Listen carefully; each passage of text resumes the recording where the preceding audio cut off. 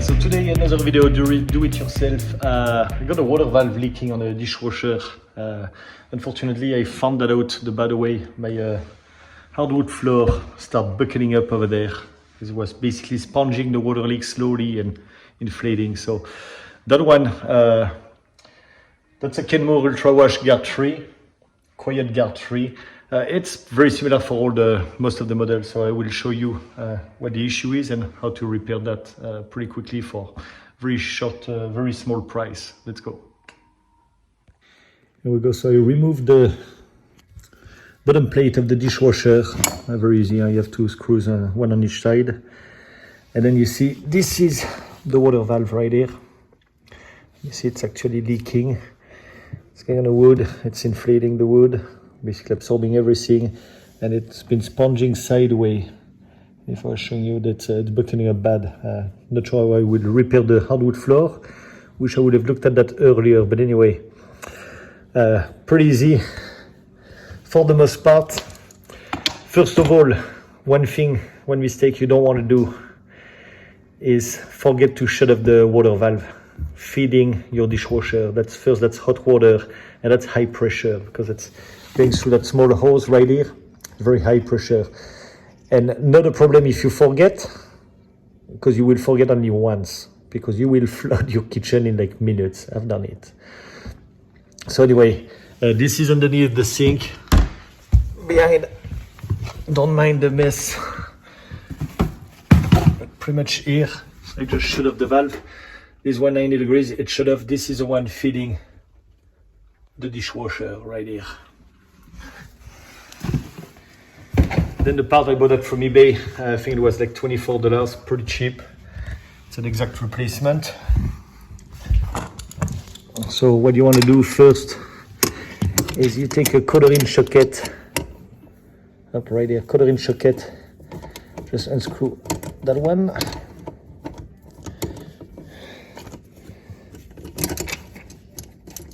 There we go. And then that allows you to shift the water valve assembly of the groove. So then of course you want to remove those pigtail or connectors right here. Difficult to do with one hand because I'm taping with the other one.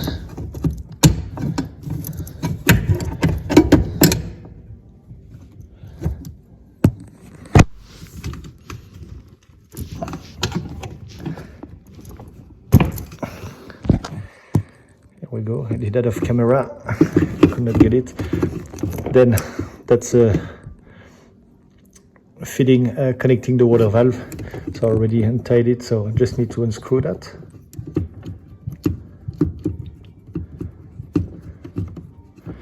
There we go. So at that point, if the water valve was not shut off, or the water valve feeding the dishwasher, not that one, if it was not shut off, it will spray literally everywhere and a high flow. So again, like I said, you will only forget it once if you do. Talking about that, what is the best way to remember your significant other's birthday? Just forget it once. Okay, just a little joke on the way. So once I got that one out, the only other one is that one, which is the return is being fed from that side, water valve, and then that is going to the dishwasher. You have a little clip right here. Easier with a plier, so we'll use a plier.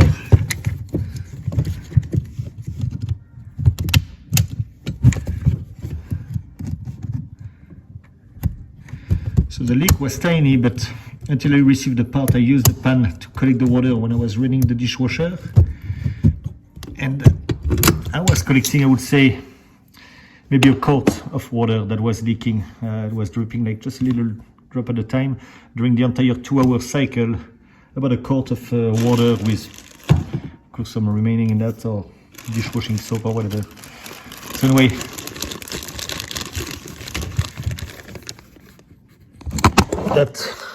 this is the exact replacement. Just bought different part numbers. I got that from eBay. You have different numbers on that. What I did is I went into the book or the manual from the dishwasher, found the parts, found the part number, and just Googled it, and you'll find what you need at some point. So pretty cheap, and you see, taking that apart, you can do that in minutes.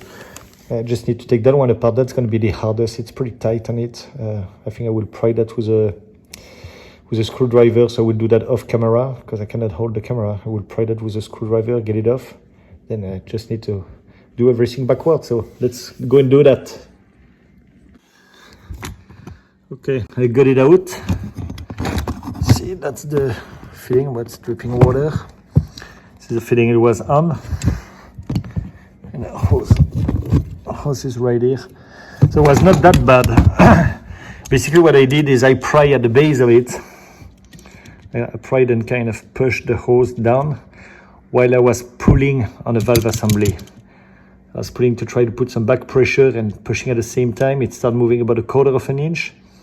And then I grabbed the black hose on the other side, one hand, the one on the other hand, slowly pulled and twist on it, and it just popped out. So not that bad. So now just need to put it back together. Don't forget to put some Teflon tape on that one, and then we should be good to go. So before I go any further, I just want to triple check the valve assembly. It looks like, you know, the same mounting, same size, looks very similar. Different color for the what is that, a solenoid, whatever the hell it is. That one looks like very same diameter as well. So looks like it's a direct replacement. Hopefully, so that's a good part. This one is not coming with the bottom fitting, so we need to take it off, that one. But pretty much you see just gotta unscrew it from that one and that one. Just take it apart and put it back on the other one. Make sure it's sealed properly, Teflon tape or kind of cement if you want to use that, and then we should be good to go. So of course, even for an easy project, there are always little difficulties. Looks like that fitting is like pretty hard, like basically fused with the other one. So I hope I can salvage that. If not, I will need to find the replacement part or salvage or be able to unscrew that. But what looks like Teflon or whatever it is, looks like more like hard water that kind of built up and just seized that fitting into the other one. So what I'm going to do, because you don't have access to that hexagonal fitting here because of the screws, but I was trying to unscrew that and hold the other assembly and just like untwist it. A little bit too hard so far. I've not been able to. So what I'm going to do is remove those 4 screws, take it apart,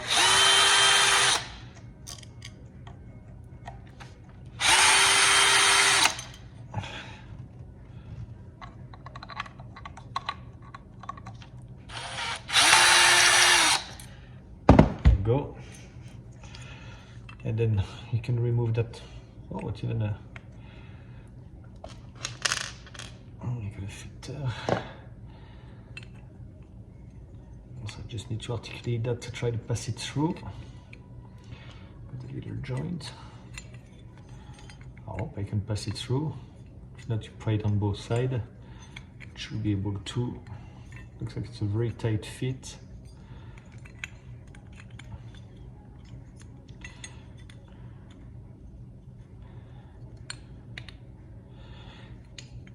Doesn't look like it is going through. I'm surprised that you have to assemble that around the plate before you slide it. It's pretty interesting, but it's like it's so close. It's like, gosh, within a 16th of an inch, maybe a 32nd of an inch, to be able to go through that. Unfortunately, unless I'm missing something. Doesn't want to slide through. But anyway, what you can do in that case, you can still grab it Now you can grab it from that side. There we go. Get a pretty tight, snug fit here.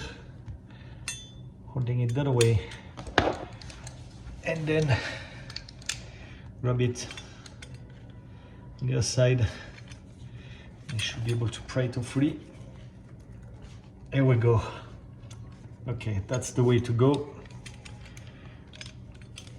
It was actually not that hard. Just need to get a good grasp out of it.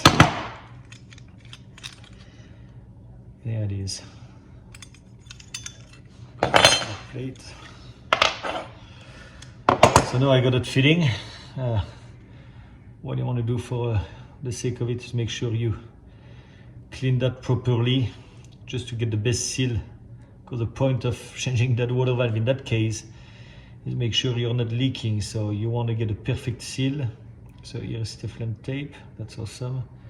On that side, it looks like some kind of paste. It's not even hard water. I think there was some kind of cement used to seal that. So actually I should not even remove it at my help, and I will add some Teflon tape on the base of it, and that should make it. So remember, the Teflon tape, you want to go the opposite direction, so it tighten the Teflon tape as you're screwing that fitting into from the male part into the female part. So let's do that. Do that in fast forward.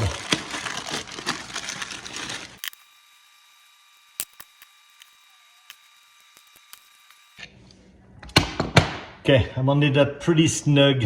The thing I wanted to be careful is that fitting, that orifice where you will plug the feed side of the hot water to get that on the back side here, because you're pretty much mounting that and your line is coming that direction, so that fitting want to face to the rear side of the dishwasher. Okay, we got that nice and neat. Just gonna plug the lines, the water line, put the two prongs, the electrical connections, then snap it and put that little 1/4 inch screw in it, and then we're done. Okay guys, before mounting everything together, first thing I wanted to do, just for the sake of it, just put the water valve, assemble, make sure the bottom hole is lining up on the bottom, ready for the 1/4 inch screw. Just want to make sure it is exactly the same, because if you plug everything and you need to take everything back apart, that's not the best scenario. Okay, having said that, we're going to connect everything together. We'll start backward with that one, and we'll just snap it on. It should be a lot easier to put on that than taking that apart. Just twist it, there we go. And then we just need to put that one. And also, you might want to look at some of the next videos. The goal moving forward is to introduce my partner in crime. Just an outstanding individual. She's just so lovely.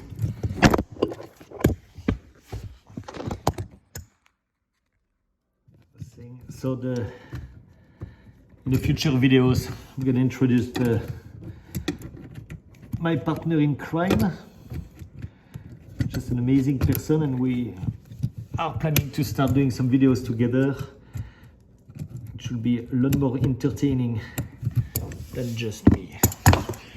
Just saying. So I got that one back in place, so you can go different direction. I would at this point put the Teflon tape, and we'll do that in fast forward on that fitting, connect the water hose.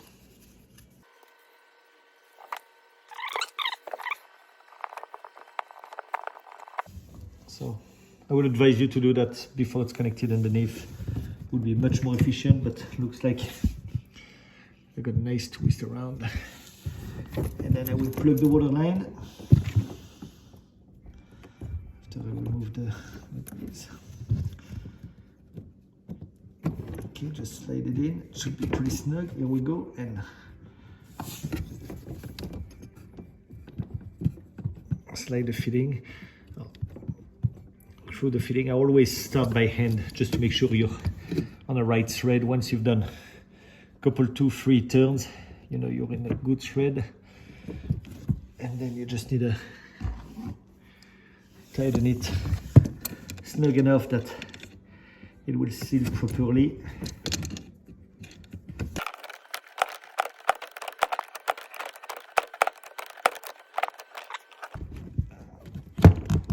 Looks like it's snug enough. Awesome. So now I'm going to actually put those prongs or electrical connection. You should mark them top and bottom, but I know the way they came. I'm not sure if it will matter as long as it's being fed. Clip it. That's awesome. And then just put the 1/4" screw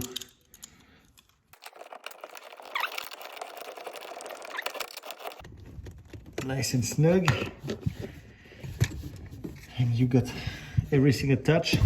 Just need to put the bottom plate here back. I want to soak the moisture before I close everything. And then reopen your water valve. And the only way to test is to check if you have some other leaks. I will not put the bottom plate yet. I want to run the dishwasher at least once for that couple of hour cycle and make sure there is no drip. So I will make sure everything is dry before I eventually put some kind of dry towel on the bottom, you know, and see if it's getting soaked or not. But it will be pretty easy to see. Okay, hope you guys liked the video. If you liked it, put a thumbs up, subscribe, whatever you want to do. But as long as it's helping you, that's all I care about. Thank you, guys. So just one more comment that I want to add to the video. So it's been a few minutes. I turned the valve on. It's perfectly dry, and I realized that it's being fed here under high pressure. It is only leaking when the dishwasher is running, at least in my case. So having said that, this was not leaking from that fitting, it was leaking from above, seeping through. See, if it's only leaking while your dishwasher is running, that means that when you're opening the valve, it's leaking from above the valve. So that was certainly the O-ring. That's what I'm assuming, or something of that nature. So you might want to check that before you replace the entire part, and you may save even more money. But when you consider the cost of the valve, I'd rather replace the entire assembly and just being safe than sorry. So anyway, that's what I wanted to point out. Hope you guys enjoy. See you next time.